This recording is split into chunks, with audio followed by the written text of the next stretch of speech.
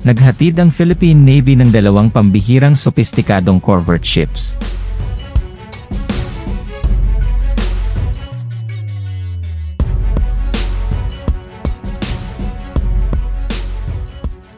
Sa isang makabuluhang hakbang tungo sa pagpapahusay ng mga kakayahan nitong pandagat, ang Philippine Navy ay nakahanda na maghatid ng dalawang makabagong barkong korbete, na minarkahan ang isang mahalagang sandali sa diskarte sa pagtatanggol sa dagat ng bansa. Ang pagkuha ng mga makabagong sasakyang ito ay binibigyang diin ang pangako ng pamahalaan na gawing moderno ang sandatahang lakas at pangalagaan ang integridad ng teritoryo ng bansa. Ang mga korvetes, na kilala sa kanilang versatility, bilis, at advanced na teknolohiya, ay inaasahang magpapalakas sa kakayahan ng Philippine Navy na mabilis na tumugon sa mga umuusbong na hamon sa seguridad sa rehiyon. Ipinagmamalaki ng mga korvete, na ginawa ng isang nangungunang international shipbuilder, ang hanay ng mga advanced na feature. Sa haba na mahigit 70 metro, at mahigit 2,000 tonelada ang displacement, ang mga sasakyang ito ay nilagyan ng mga makabagong sistema ng radar, mga electronic warfare suite, at advanced na teknolohiya ng sonar.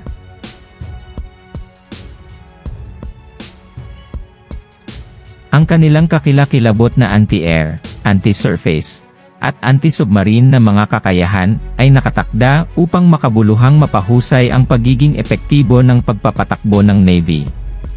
Itinampok ni Commander Maria Santiago, tagapagsalita ng Philippine Navy, ang kahalagahan ng mga acquisition na ito sa isang press conference.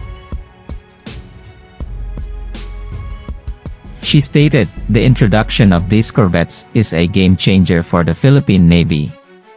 These ships are equipped with the latest technology, giving us a substantial edge in maritime defense, and ensure the security of our maritime borders."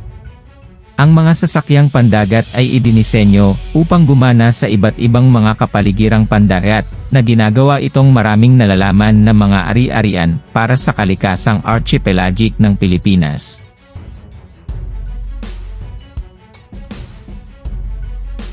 Sa pinakamataas na bilis na higit sa 30 knots, maaari silang mabilis na tumugon sa mga umuusbong na banta, magsagawa ng mga patrol, at lumahok sa mga joint naval exercises, kasama ang mga kasosyo sa rehiyon. Ang pagkuha ng mga korbete na ito ay nagbubukas din ng mga bagong paraan para sa pinahusay na pakikipagtulungan sa mga kalapit na bansa. Bilang bahagi ng patuloy na pagsisikap na palakasin ang panrehiyong seguridad, ang hukbong dagat ng Pilipinas ay inaasahang makikibahagi sa magkasanib na pagsasanay at pagbabahagi ng impormasyon sa mga kaalyadong hukbong dagat. Nilalayo ng collaborative approach na ito na pasiglahin ang isang pinag-isang frente laban sa mga karaniwang hamon sa seguridad, gaya ng piracy, illegal na pangingisda, at transnational na krimen. Binigyang diin ni Naval Spokesperson Commander Santiago ang kahalagahan ng collaborative security measures, na nagsasabing, ang mga korvette na ito ay hindi lamang magpapahusay sa ating pambansang depensa, kundi makatutulong din sa kolektibong seguridad ng rehiyon. Inaasahan nating makipagtulungan ng malapit sa ating mga kasosyo sa pagtiyak ng katatagan at kaligtasan ng ating pinagsasaluhang mga espasyong pandagat. Ang pagbili ng mga korbete ay mayroon ding positibong implikasyon para sa lokal na industriya ng depensa at sa mas malawak na ekonomiya. Ang pagtatayo at paghahatid ng mga sasakyang ito ay lumikha ng mga oportunidad sa trabaho at nagpasigla sa aktibidad ng ekonomiya sa sektor ng paggawa ng barko. Ang pangako ng pamahalaan sa pagpapalakas ng infrastruktura ng depensa ay nakikita bilang isang katalista para sa pagsulong ng teknolohiya at pagbabago sa industriya ng pagtatanggol sa loob ng bansa. Bukod dito, ang pagpapanatili at pag-upgrade ng mga korbete na ito ay isasagawa ng mga lokal na shipyards, na higit na makakatulong sa pag-unlad ng mga katutubong maritime na kakayahan. Ang pamamaraang ito ay umaayon sa pananaw ng pamahalaan na bumuo ng isang self-reliant na industriya ng pagtatanggol na maaaring suportahan ang mga pangangailangan sa seguridad ng bansa. Habang papalapit ang petsa ng paghahatid, ang Pag-asa ay nabubuo sa loob ng hukbong dagat ng Pilipinas at ng komunidad ng depensa. Ang pag-commissioning ng mga korbete na ito ay nangangahulugan ng isang hakbang pasulong sa paghahangad ng bansa ng maritime superiority, isang pangako sa pangangalaga sa mga interes ng maritime nito. Ang hakbang ng Philippine Navy na isama ang mga makabagong sasakyang ito sa fleet nito ay sumasalamin sa mas malawak na regional na takbo ng mga bansang namumuhunan sa mga modernong kakayahan ng hukbong pandagat upang matugunan ang mga umuunlad na hamon sa seguridad sa maritime domain.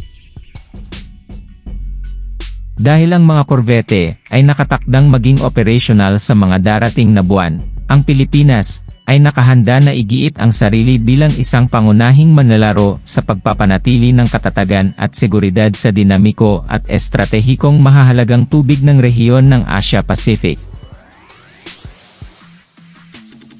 Ang pamamaraang ito ay umaayon sa pananaw ng pamahalaan na bumuo ng isang self-reliant na industriya ng pagtatanggol na maaaring suportahan ang mga pangangailangan sa seguridad ng bansa. Habang papalapit ang petsa ng paghahatid, ang Pag-asa ay nabubuo sa loob ng hukbong dagat ng Pilipinas at ng komunidad ng depensa. Ang pag-commissioning ng mga korbete na ito ay nangangahulugan ng isang hakbang pasulong sa paghahangad ng bansa ng maritime superiority, isang pangako sa pangangalaga sa mga interes ng maritime nito.